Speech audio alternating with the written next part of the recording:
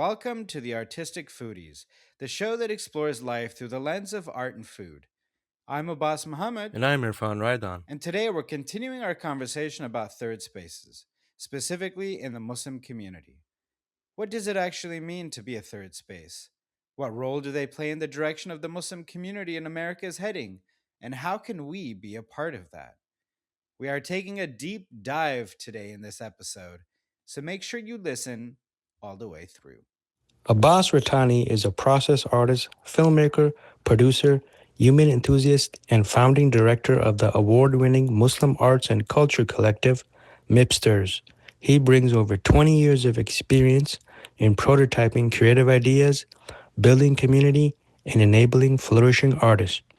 At Minara, Abbas works to take your ideas of what a catalytic space should be and turns them into something you can feel.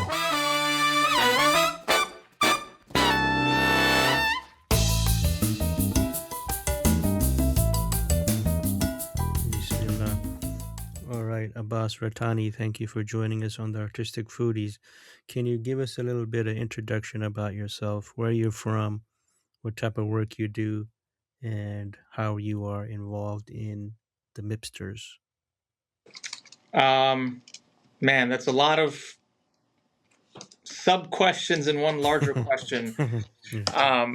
Mipsterz was started in 2012 by me and a few other artistic, creative Muslims in New York City. Ramadan 2012, magical year for a lot of us millennials at that time.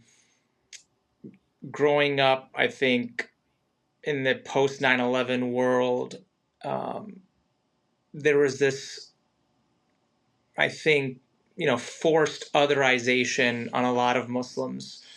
And we were all very young, and we grew up in this context thinking about how we had nothing to do with this thing, but this thing very much in real time and for decades afterwards shaped our reality.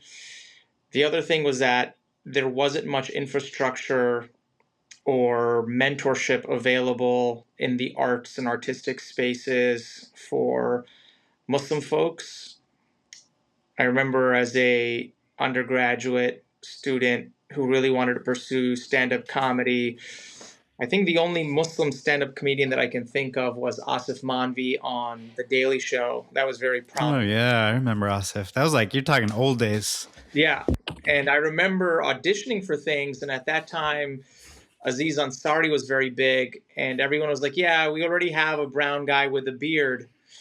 We don't need any additional Muslim folks." And I was doing comedy right around the same time that Rami Youssef was, Hassan Minaj was, and it became very clear that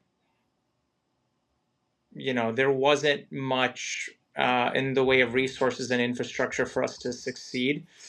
They are the ones we know their names because they succeeded, but they'll tell you that they had a lot of peers that they collaborated with and they worked with that try to make it, in the art space or the creative space, that had to pivot in many directions. And so, growing up in that kind of environment, moving to New York City, deciding to pursue that as my full-time career, looking around and seeing, who else is here, who else is doing this awesome stuff. I ran into Layla Shakely, Zainab Shakely, who are brought up on the in LA. Such amazing folks. I think they kind of just changed my entire perspective because they grew up in a LA community that was very supportive. Omar Effendum, comes out of that community. Samira Drus comes out of that community. Rami El Tribi. And so, the LA Muslim community was very different from the New York community. And just being inspired by these new Muslims that I was interacting with and interfacing with, I think Mipsterz just kind of organically grew as a listserv. We just kept throwing people on this email listserv who expressed some interest in arts, creativity, that's intellectual creativity, thought, poetics, etc. And, one project led to another project. One project goes viral, draws in more folks, and it grows and grows. And so that's, I'd say, the story writes itself from there. And that was you're talking about the Mipsterz movie. Before Mipsterz was an organization, it was a movie or a film, I should say. Actually, no. I mean, it was actually just a collective of Muslim and Muslim adjacent people. And by Muslim adjacent, I mean there were a lot of folks who we met that either had one parent that was Muslim, that either grew up in a community around Muslims, like Armenians and Druze and they or Coptics, etc. They grew up in like primarily Muslim environments, and so they resonated with the Islamic tradition on a larger scale. And we all kind of got together on a regular basis, oftentimes in New York City or, Boston, Philly, I-95, as well as in LA. And we decided to do a project, and our first project was this short montage, experimental montage film, depicting the very reality that we were all living in. It was very much inspired by, Layla Shakely, the executive producer of that short film, Mm-hmm. who was this, Muslim hijabi skateboarder, and she roped in all of her friends. I went to college across the street from Ibtihaj Mohamed. We had gone to a Lupe Fiasco concert in college, and I just hit her up years later when she was training for the Olympics and said, "Hey, I'm putting this film together. Do you want to be in it?" And just organically, all these folks kind of came together, and that short film just went viral, and more people learned about us, and it just became an environment where we could just collectively share our thoughts and work on projects collaboratively, and that's what we kept doing. Yeah, there was almost like this moment where it seemed like the collective needed it, because I remember when that film came out, and it's like, whoa, I've had what one foot in the hipster world, one foot in the mosque, and I'm like, wait, I'm not the only one. I'm not the only strange person. I'm not the only weirdo. In fact, here's a video full of people, hijabis on skateboarders. You know what I'm saying? We got the fashion thing going. And that was very validating. And I want to say it was around that time that Nadir Nadi of London, he had published a video that also went viral. And now he's named one of the most influential Londoners. But I remember that took off with a specific video as well. So it seemed like it was a collective need at the time. And it kind of reminds me of, we had Shah Jahan on a previous episode, but it kind of reminds me of the Kaminas and the Taqwa Core movement, and how the Kaminas were actually kind of a little bit ahead of their time, and really opened the door for a lot of these things to exist. I can't imagine what the Muslim art world would be like without them cracking the door open and leading the way in the way that they did. I also love what you said about Muslim adjacent, because when we talk about the Islam as a spectrum or the Islamicate, it's like, where do you draw the line? Because you have to draw a line somewhere. And for me personally, that line has moved, has shifted. One very memorable moment was when I went to go visit Chicago. Shout out to my boy Adonis. He showed me around the city. I hung out with a lot of Muslims on that trip, but only one person took me to the mosque to pray, took me to Qalbu Maryam Mosque, the Nation of Islam headquarters mosque. And this was someone who had not taken the Shahada. So that completely, opened my eyes to like what it means to be Muslim in your heart, what it means to be Muslim on the outside. And so I really love that idea of like, well, what is the Islamicate? What is the Muslim spectrum? So I bring this up because, hopefully we can get into this when we talk about third spaces. When we talk about third space in the Muslim community, it's a lot deeper than, what it seems like at that surface. So before we get into that, like what's your journey been like? I'm seeing you in a completely different light right now. If anyone Googles you, it's always like the cool hat and the very vibrant colors. And right now I'm looking at you have a dress shirt on, you got a filing cabinet behind you. It's kind of shocking, So what's your journey, and like how did you get into this? Would you call it a pivot? What would you call it? Get into what specifically? Being in front of a filing cabinet? Which one came first, right? So like, how'd you get into the art world with Mipsterz and all the stuff that you're doing right now? I mean, I don't particularly think I have any um, talent. I think I just have a lot of enthusiasm, and I think I light up when I'm around talented people and they are um, experiencing their passions or playing out their passions in real time. I'm drawn to live music. I'm drawn to performers, artists, illustrators, thinkers, etc. Anybody who is essentially, I'm just gravitate towards passion. And and I would say, effectively, I don't actually have any talent that I can think of, and so I kind of label myself as a process artist, which has been defined as somebody who's interested in the means by which art is made more so than the end product. And so I very much um, really relish when you bring talented folks together and there's this pre-moment, this pre-creation moment that happens where they're feeling out the other collaborators, they're putting stuff out there. It's basically how, if you listen to the beginnings of jazz music, somebody plays a note and another one picks up on that note and it kind of builds from there. So my journey is similar to that. I think I gravitated towards performance. I gravitated towards satire and comedy. I started there. I majored in religious studies with a focus on Islamic studies. I had Carl Ernst and Omid Safi as my teachers, and they really instilled this interest and love for Yeah. Shout intellectualism. out to Omid Safi, our homie, our Jedi Sufi homie. Definitely. You would take that as a big compliment, calling him a Jedi Sufi. And I think what I realized was, could I use other means and mechanics for translating what I'm learning in the classroom and make it more accessible to the wider public? And so comedy very easily became that for me. And I started there. In the meantime, on the side, continued my interests in philosophy and thought and thinking, and how do we take these larger, broader concepts that shape identity, that shape our communities, and make it a little bit more accessible. I brought up the whole 9/11 piece, and I think, and you brought up the Caminas. In many ways, I think we were all getting at the same thing, which is we have nothing to do with any of this geopolitical garbage that's being forced upon us.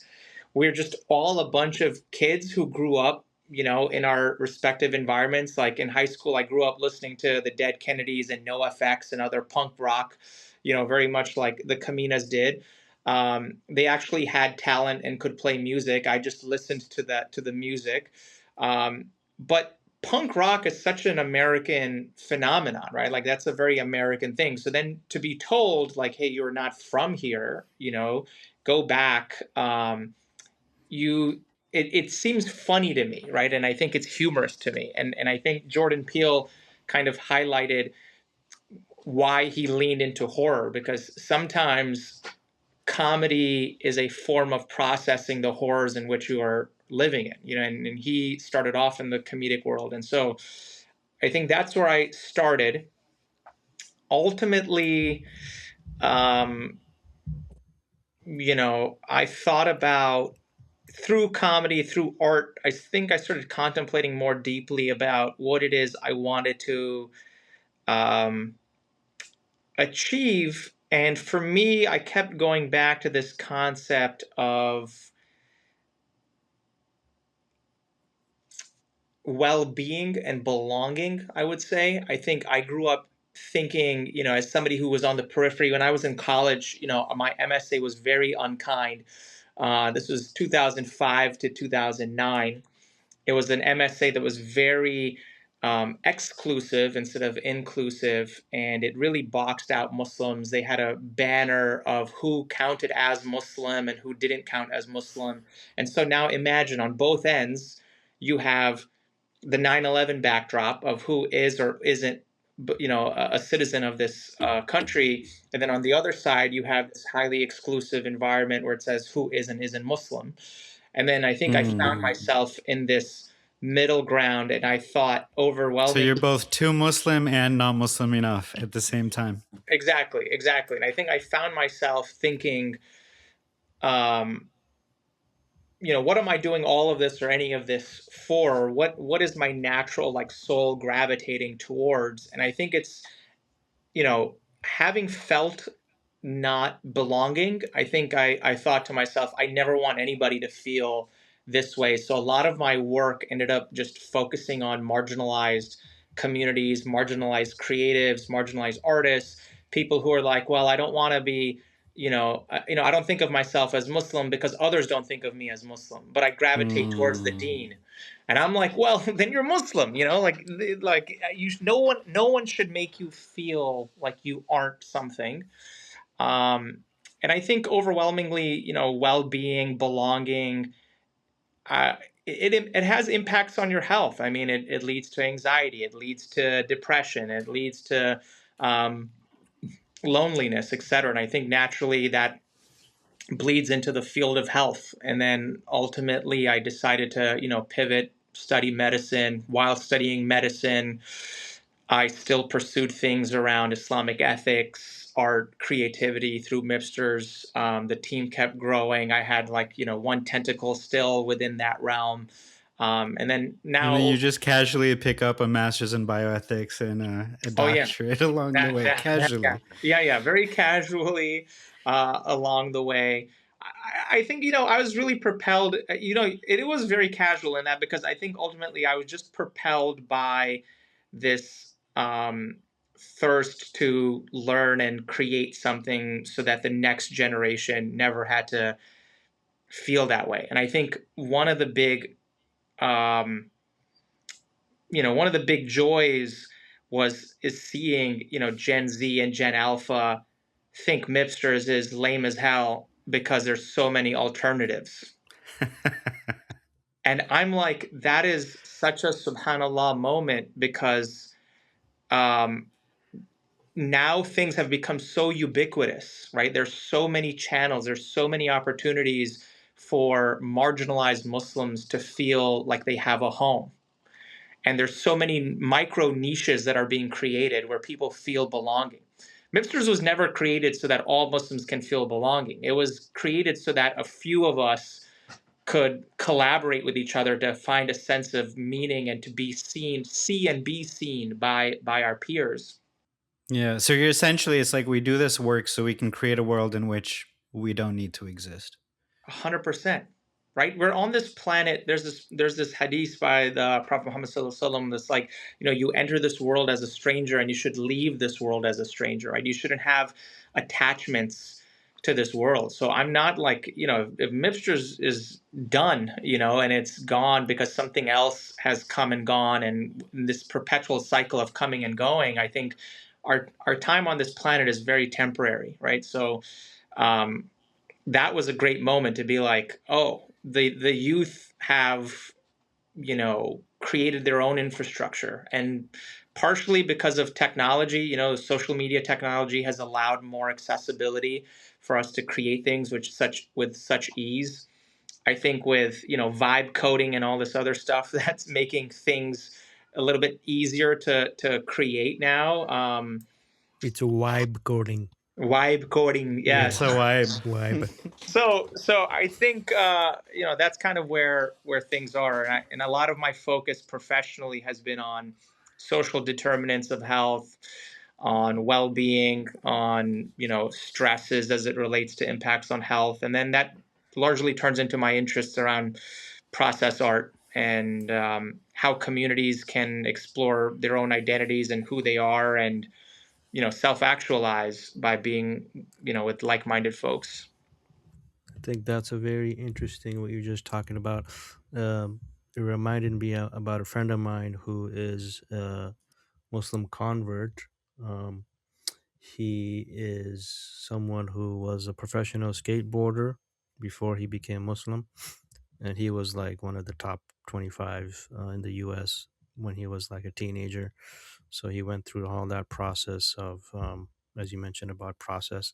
So I think being Muslim is also a process because basically he went through this stage where after he became Muslim in his 20s, he went really, really hardcore into the Salafi kind of realm, and he cut off his doing skateboarding, and he's, you know, because people were telling him, hey, that's haram or whatever to do that kind of stuff.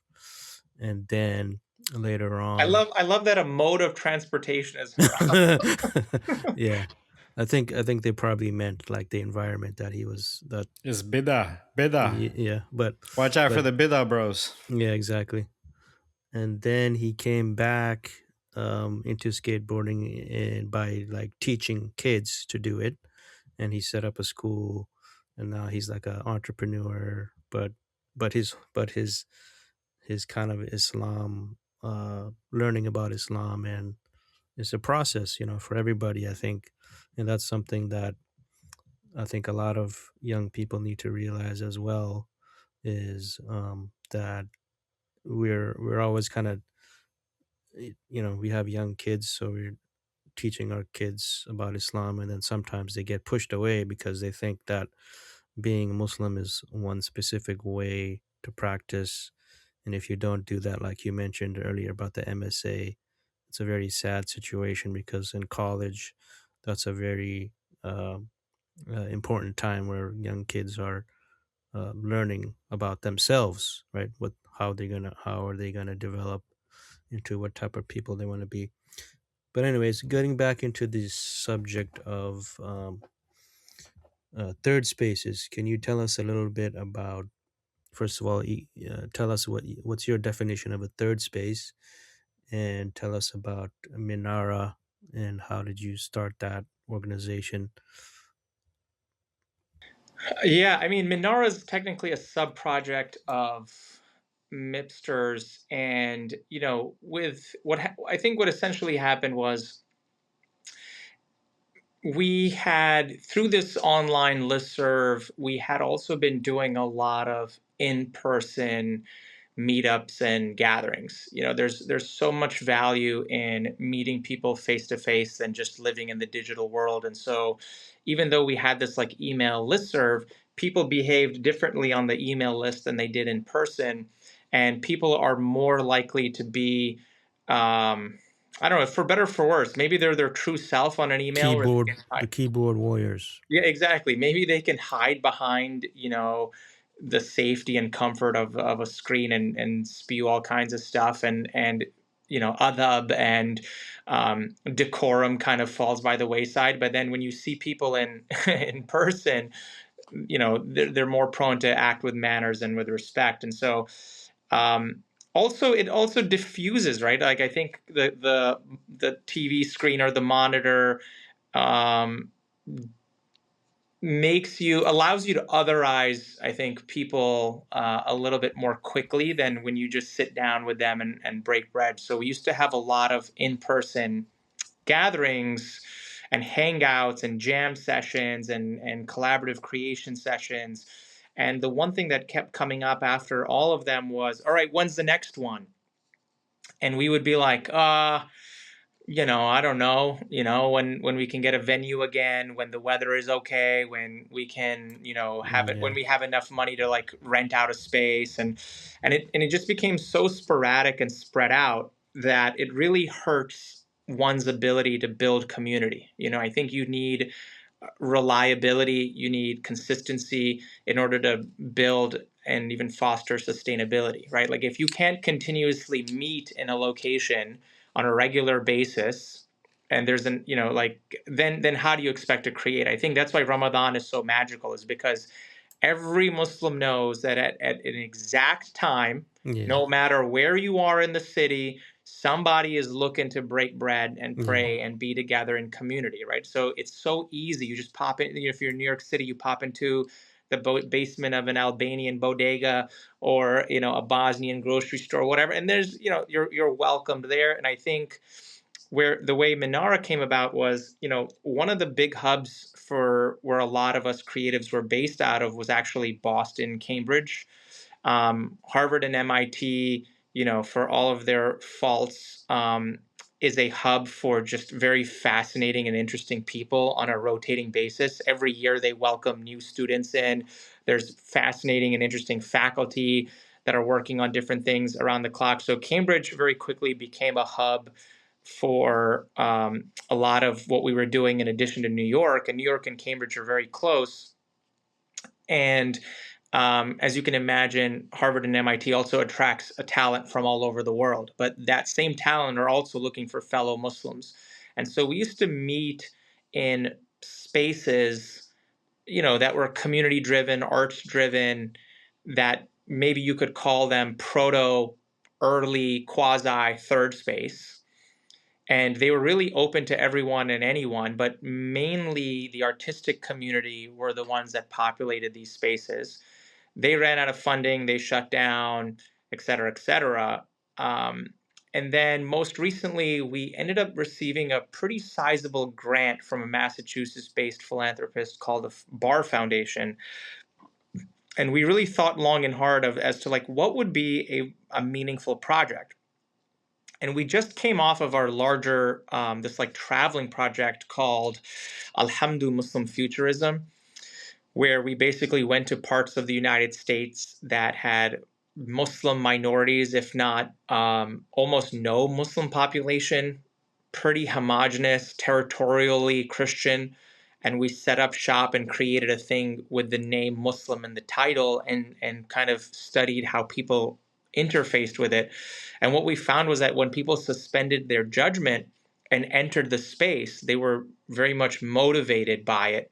They were inspired by it. And this is not just anecdotal. We actually formally studied it. And this is where my medical background kind of crept in. And we kind of actually studied that non-Muslims witnessing Muslim art actually increased their love of Muslims. And Wow. we measured that. Yeah. And so, Send me that publication. I'm sure that's a scientific paper right there. yeah, it's actually about to be submitted. So stay tuned. The findings are. MashaAllah. Allahu Akbar. Mashallah, brother. And so when we had this, and when we witnessed that, I think that also planted the seed for thinking about our next project. And then finally, when I visited Paris for the first time, I hung out with a bunch of Muslims, Parisian Muslims.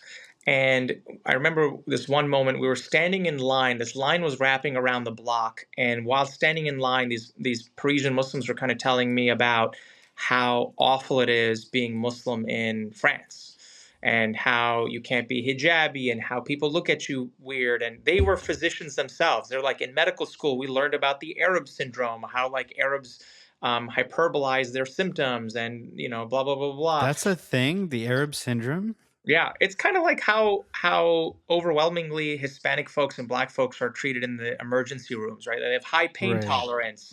That's just that's just genetic, and it's just a neo form of eugenics.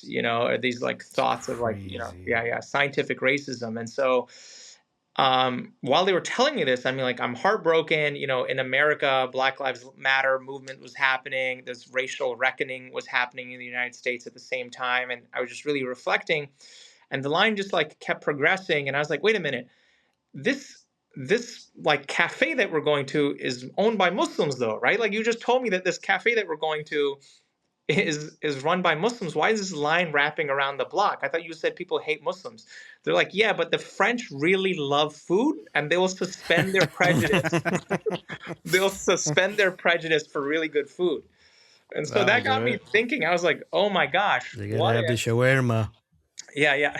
This was not even shawarma. This was just tagine and other Moroccan dishes or whatever, And it made me think okay, what if we created a place that was 4 walls, it was reliable, it was kind of a blank slate, anybody could come to, and the food there was just so good, it suspended people's judgment as to what the place was, kind of like our exhibit did. And so with this grant, we just created a pilot project. It was 4 months long, Minara, and within 3-4 months time, we had 3,000 people pop in, did 90 programs. A lot of those programs were community driven.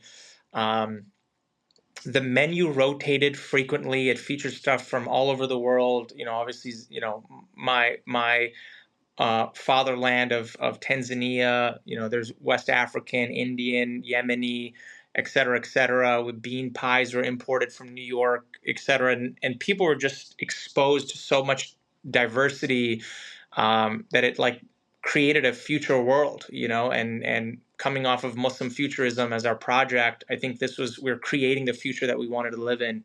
For that short period of time. And then alhamdulillah, when we reached back out to the community and said, hey, did you guys think this had any impact or any meaning? People donated pretty generously to have Minara 2.0 come about. And so that's what I've been working on, trying to create that third space, example out here. And now, a word from our sponsors.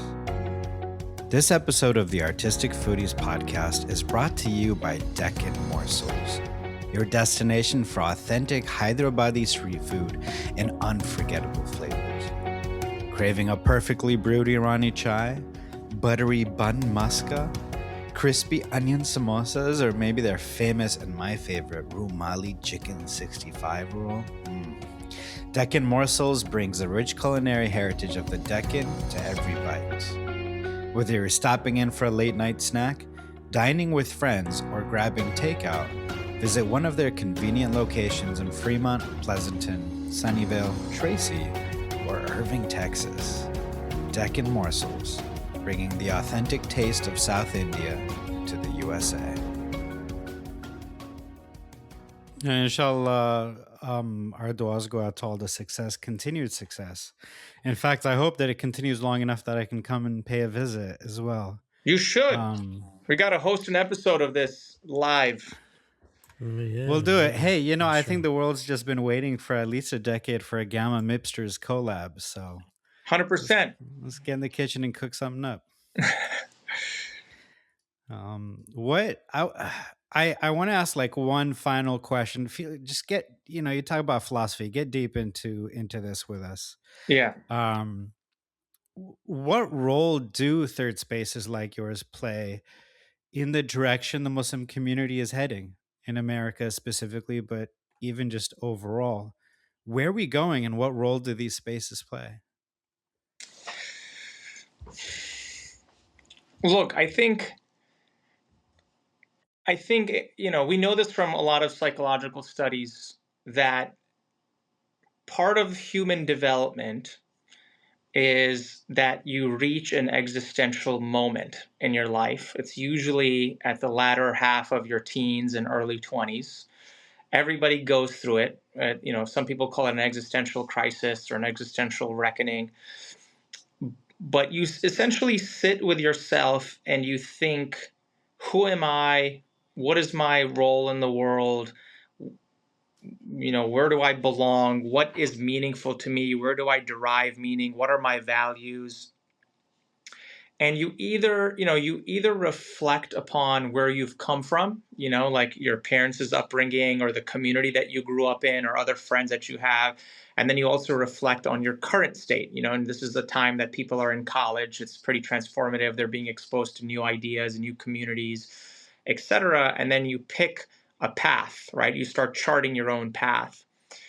And in my experience in college, I started reflecting on the fact that I grew up in a community that was very encouraging of thought, of intellectual diversity within Islam. Islam was very fun because we were exposed to the diversity of the deen at a very young age. The mosque was the hangout spot. We had like a soccer field attached to it, and people hung out, and we went to the mosque like 3-4 times a week, and we wanted. What mosque was this? Where was it? This was in Queens.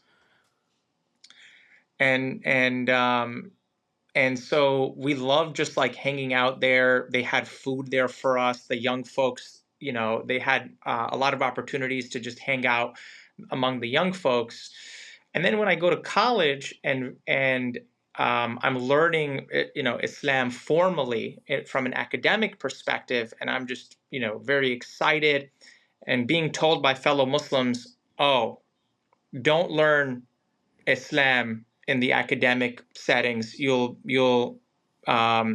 become an atheist, or and this happened to some That's Christian. crazy. No, but this, to be honest, it happens, right? This is part of the existential development, right? I think a lot of Christian classmates of mine studied Christianity from the academic lens. Like, there's this famous book called Misquoting Jesus by Bart Ehrman. Bart Ehrman was the former chair of the religious studies department at my university. And so a lot of these students, after learning about Christianity, who were very gung-ho Christian, used to attend Christian services in high school and middle school, were like, yeah, this isn't for me anymore. And so I think Muslims reflected on that and was like, oh, they're teaching a version of Islam that will cause you to separate from the deen. If anything, and Omid Safi, right? Like, if anything, it made me more attached, and it caused me to gravitate towards the deen even more.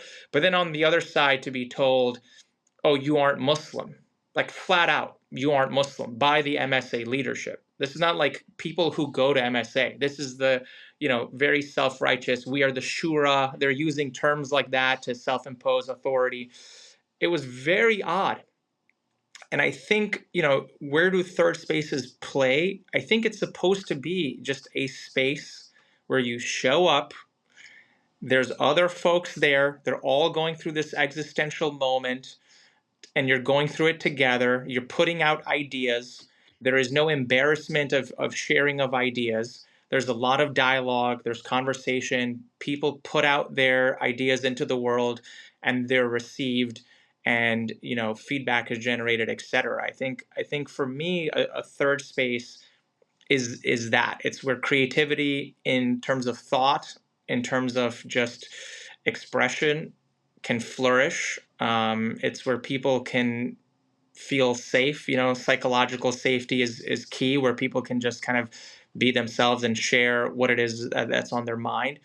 I think about the number of like queer Muslims who are now in this, in this interesting situation where they're like, oh, we're Muslim, we are queer, we love the deen, we want to grow in the deen. And then when other other like cis hetero folks hear the word queer, they're immediately like, oh, no, no, no, no, no, you're not invited here, you're not welcomed here. And you're like, what? You like, this is not even your business, right? Like, that's like, the poor person is just trying to be and understand who they are in the world. And then who the hell are you to like just jump in and just like box somebody out like that? I think that really hurts me, right? Like, I think that really bothers me. And I think there are spaces like that for those people, right? Like, when people ask me this question all the time. They're like, hey man, how come we didn't see you at this mosque event? How come we didn't see you at this mosque gathering? And I say, my work is not for those who are so in tune with who they are that they show up to the mosque regularly. My work is not with the people who show up to Jummah prayer. My work is with the people who are like, I don't think I qualify to show up to Jummah prayer. I don't think I'm Muslim enough, because that's not what I've been told, to show up to this mosque event. Right? Like, my work is, out here on the streets, essentially to say that there's a whole population of folks that are questioning whether they belong or not, right? And I think, I can't remember who said this, but he was giving a sermon in the masjid and said, we are here in the mosque debating the attributes of God, while there are Muslims out there, debating whether or not God exists. Right. And I think what's painful to me is Wow. that, yeah, what's painful to me, and where I think third spaces can be very helpful, is that there are a bunch of folks who are right at the cusp, right? They're at a fork in the road, and they don't think something is for them just because of the environment that's been fostered around them. And I think the third space is an escape from all of that noise, from all of that nonsense that's been shutting people out, and just being a space where people can go, explore, lock in, and discover who they're meant to be. Yeah, and I've seen this like little tug of almost like this is what has brought people, I don't want to say back to the Dean, because then that like says this is Dean and this is not, but back to having a connection with their creator.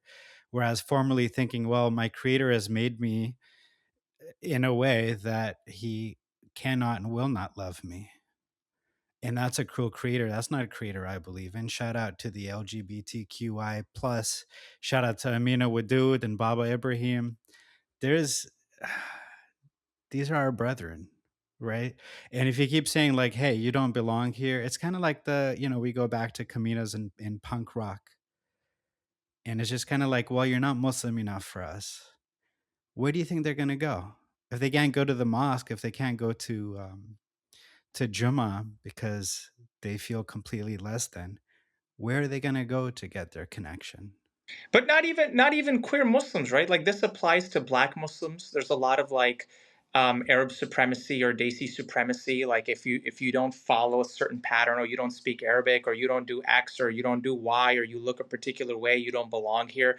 Black Muslims feel this way a lot. I can't tell you how many times, initially I think anything, any Muslim or programming, a Black Muslim shows up and is immediately like, is this for us? Is this for me? So you can't blame the community when they created there were like these Black only iftars, because there's something about self-preservation and about community preservation that has to be fostered when a community feels like they don't belong, that they're not welcome. And this also happens to Shia Muslims, right? Like, and not just 12er Shias who are like more accepted than Ismailis, but I can't tell you how many times I have Ismaili friends or Dawoodi, Bahora friends that are like, yeah, they are in Minara, and they're like, this is the first time I ever felt embraced by a Muslim community. And I'm like, Allah Akbar. technically Minara is not Muslim, right? Technically, Minara is a third space that centers marginalized communities. We are very inspired by the Islamic tradition and Muslim communities. We're inspired by the Majlis tradition, the Caravanserai tradition, etc. But different from Mipsterz, right? Mipsterz is very much for Muslim and Muslim adjacent artists and creatives. But the Minara project, specifically learning from our Alhamdu Muslim Futurism project, was designed to just be a home for those in this, existential, exploratory, social justice oriented world. And it drew obviously a certain ilk of folks, but I constantly had to remind folks of like, people are like, oh, this is how we need Islam to be. And I'm like, yo, we are not a theological space. We're not a mosque. We're not even a second space, right? Like Talif Collective, that's a second space, right? Like these are spaces that are technically not mosques, but are for Muslims. We are not that. We are simply a space inspired by a particular tradition for everyone, and whoever it attracts, it attracts. We have 90-year-old white ladies who, to anti-Zionist Jewish ladies coming through. We have little children. We have everyone and anyone that have stepped foot in the space, just to give you like an idea of who we're capturing with Minara. I got one hard-hitting question for you. Yeah. Would you allow a Zionist Muslim into your space? A Zionist Muslim, you said? Yeah. I mean, they exist, dude. Shout out. Not actually, don't shout out, but I don't want to put any. I don't want to give anybody free publicity here. Call out to the Muslim Zionists. Yeah, there are Muslim Zionists for sure. So you ask a very good question, right? It's not about allowing, right? Like I don't have the keys, out of the door to say like you can and cannot come in. I think a Muslim Zionist who steps foot in the place will immediately have to confront. Like that guy in Ottawa in Canada who came with the Israeli flag into the masjid when he just started. Are you for real? Yeah, there was I think it was in Ottawa. Maybe it was some other. It was in Canada, but yeah, I mean, you'll have to. I mean, these folks will just like have to really confront fundamental social justice principles, right? And I think that's where people get hung up. right? I Yes, think yes, it yes. was a very simple thing when I think it was like, I don't know what award show this was, maybe the Oscars or the Golden Globes or something. Rami Youssef was talking to reporters saying that we are against the killing of children, right? Period. Mm-hmm.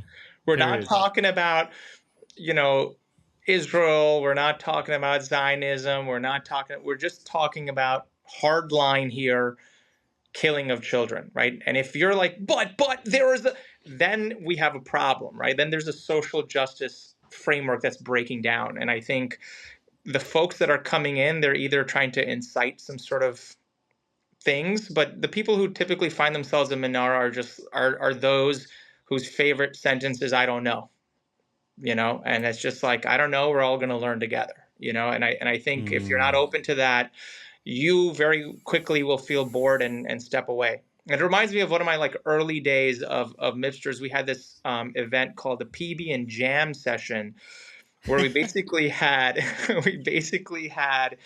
um, artists and musicians come by, and they all were performing in a jam, and they would bring Mm-hmm. all kinds of instruments: guitar, qanun, drum, piano, whatever, in Washington Square Park.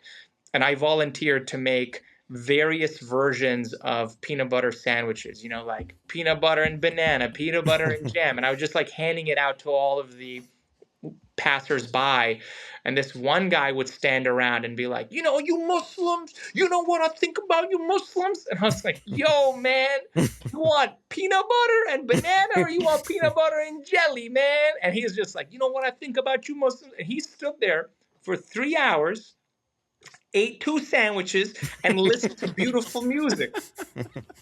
And we didn't even engage with the brother. We're like, look, man, I don't know. I'm not a political scientist. I don't know how to answer your question. He's like, yo, explain Al Qaeda to me. I was like, bro, I'm just making sandwiches. I'm the I'm just a peanut butter sandwich guy. maker.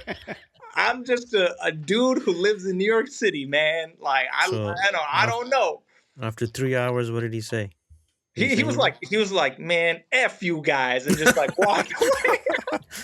Okay.